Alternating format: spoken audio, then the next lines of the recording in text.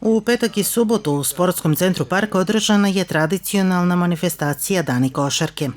Košarkašima željnim trijumfa nije smetala ni borba sa nevremenom, budući da su zbog jakog vetra i kiše finalni mečevi odigrani u sportskoj hali.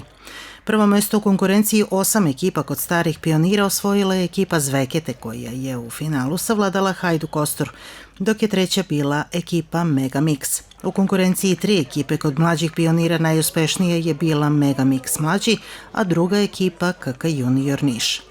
Ekipa 3x3 Tures pobednik je basket turnira u seniorskoj konkurenciji, pošto je u finalu savladala ekipu Equilibrium sa 2-0 u pobedama. Treće mesto kod seniora pripalo je ekipi Otpisani.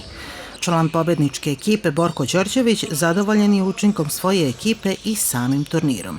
Tu smo, kao što znate, zadnjih već 4-5 godina, ja mislim da dolazimo ovde u saradnji sa Zoranom Geronom. Znate da sam bio i član košarkaškog kluba Dimitrovgrad, pre to već ima 7-8 godina, ja mislim. Ove godine isto lep broj ekipa, 12-13 ekipa koliko je bilo.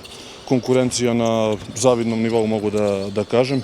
Mi smo, ajde da kažemo, opravdali ulogu favorita, odbranili titulu od prošle godine u malo izmenjenom sastavu, ali eto, titula ostaje nama. Najuspešniji u šutiranju trojki sa ukupno 39 poena bio je Đorđe Rakočević iz Knjaževca.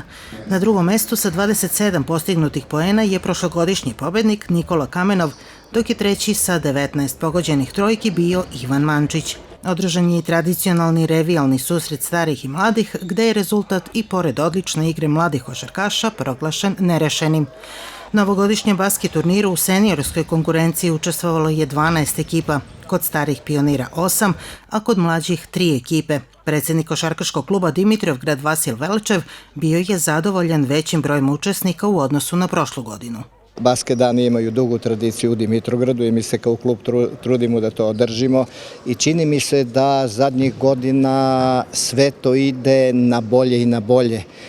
Ove godine je bilo neuporedivo više ekipa nego prošle godine, pogotovo nas raduje što je tu bilo puno dece.